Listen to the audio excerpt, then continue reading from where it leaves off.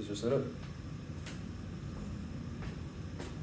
We have Andromeda Galaxy over here, a series of mirrors and lenses. It's going to hit this concave lens first, bounce to this convex lens, go through a convex lens, oh no, excuse me, concave mirror, convex lens, concave lens. We're given distances, we're given our R values, our N values, and what we're looking for is the angular magnification and whether the final image that the eye sees is upright or inverted. So let's start. Let's start at this first mirror right up here. This first mirror right up here. It's a concave mirror. Because if you behave, you'll be concave. So let's start. Start with the basic relation 1 over S plus 1 over, we'll call it S1 because this is our first mirror, is equal to 1 over F1. So now let's rewrite it to isolate S1 here. We're going to go 1 over S1 equal to 1 over F1 minus 1 over S. So now start filling in the blanks here. What's F1? I don't know. Let's find it. 1 over S1 is equal to 2 over R, and then we know the R value is 20, so that's just 2 over 20. But what's S? Well, Andromeda Galaxy is like pretty far. Far enough that we can consider it infinitely far away. So in place of S, we'll just use infinity. But 1 over infinity, 1 is so infinitesimally small compared to infinity that it's just 0. So we get the relationship 1 over S1 is equal to 1 over 10 between S1. It's just 10. So let's say here we have S1 equal to 10. And S is infinity, I guess. And now what does this tell us? Well, let's take a look at our actual diagram here. What we're told is that the image reflected is 10 meters back. But from here to here, between the two mirrors, it's only 4 meters. So the image here is going to be behind the outgoing side of the convex mirror. So what does it tell us? Well, we're going to go back. The image is going to be back 10 meters from mirror 1, because it's behind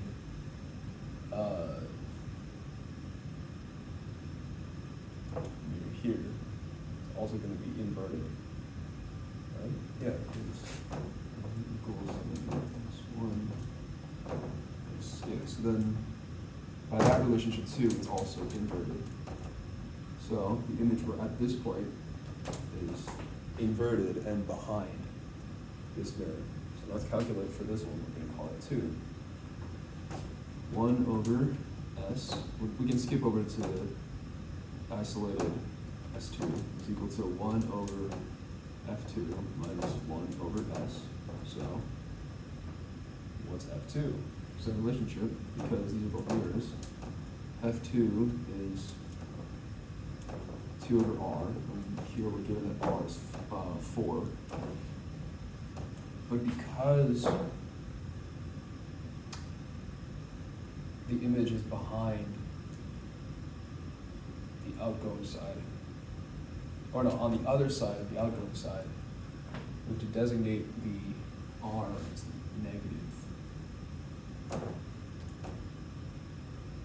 minus S. So what's S? Well, this is 10, and this is 4, and this remaining distance is 6. So let's minus 1 over 6. Do a little addition here. It's negative 1 over 2 minus 1 over 6. No, excuse me, no, this is negative 6 because we're behind the mirror. So that's plus 1 over 6. What we get out of that is real R, real sin real 2 over 6, negative 2 over 6, which means S2 is negative 3. Great. So S2, -3, S equals -6. Now let's look at what that tells us. So if we know -6 on the outgoing side, that means it's on the other side of the outgoing side. Yeah, it's on the other side of the outgoing side, so it's going to be -3 this way, -3 meters. And then because it's the double negative cancels out, we're going to get an inversion here. So now the image is upright. Yeah. It's behind here.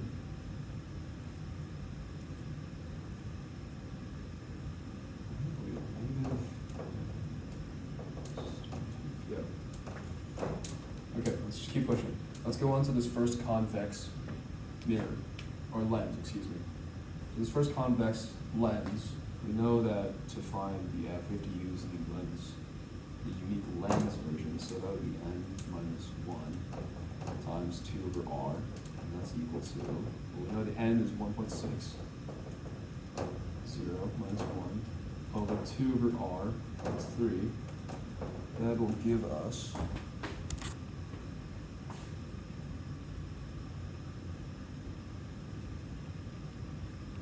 0.4. If we invert that to f, we get 2.5. Alright, so let's say that f3 is equal to 2.5.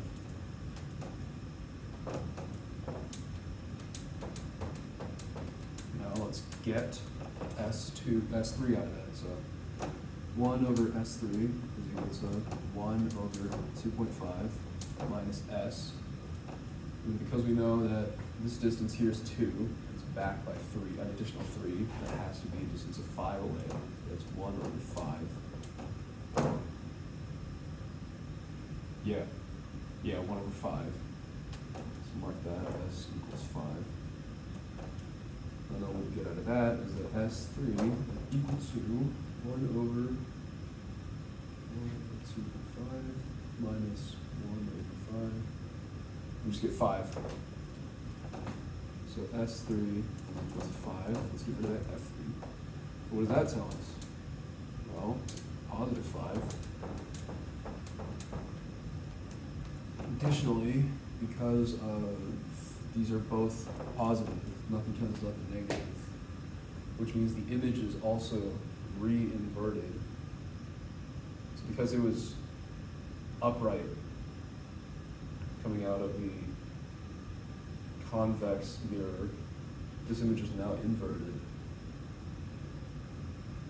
It's positive 5 in the outgoing direction this way. And it's also inverted. And now we finally find S4. Same deal, because it's a lens, we use the lens version. That's n 1.25 minus 1 times 2 over r, which is given as 3. That results in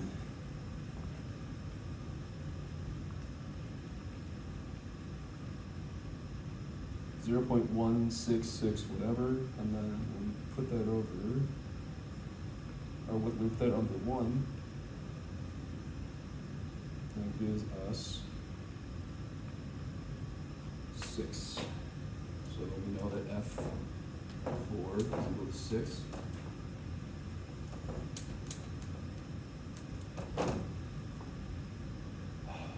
Now we use that to find the S. So 1 over S4 is equal to 1 over 6 minus distance, which if it's 5 over, and the distance between the two lenses is 8, then that's 8 minus 5, which is 3. Let's say that S equals 3. 1 over S4 is equal to 1/6 minus 2/6, which is negative 1/6, and S4 is equal to negative 6. Great.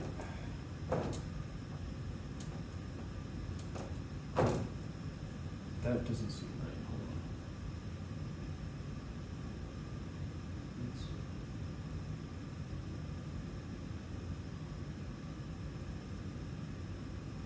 on. Oh, wait, duh. This should be 1 over negative 6. Because the image is coming in inverted. That would make more sense, right? It's coming in inverted. This way. Yeah. It's, negative, 1 over negative 6, excuse me. Minus 1 over 3. That results in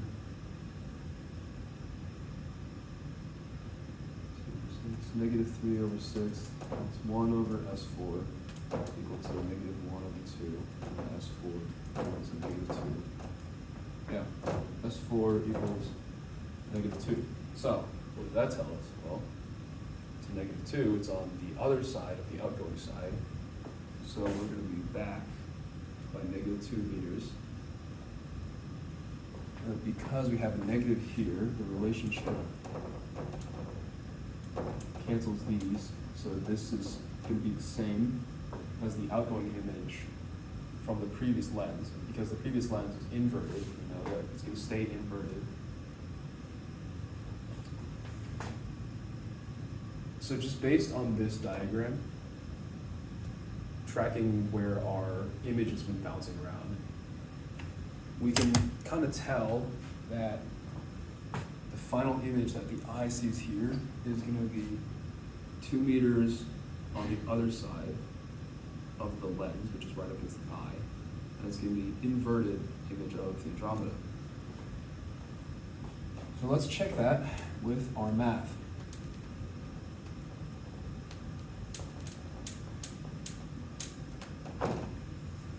We're going to go first the lateral magnification, which will be S1 over S, S2 over S, S3 over S, and S4 over S. So let's count the negatives. There's 1, 2, 3 negatives, and if it's 3 negatives, that means the final product is going to be negative. And if the final product is negative, that means it's inverted, which does match up with our diagram here, so we know our final image is going to be inverted. But now let's calculate the angular magnification. That's what we're really looking for. The angular magnification, tack on with something extra. Formula sheet. You get the relationship y over y prime times d prime over d, which you can simplify down to the initial distance, which in this case is infinite, but if you'll notice, this initial distance cancels out with this one. And then over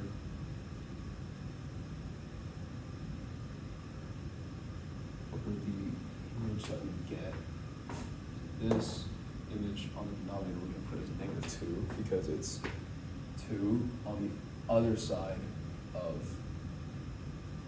the outgoing side. And what we're getting here now, use our calculator, 10.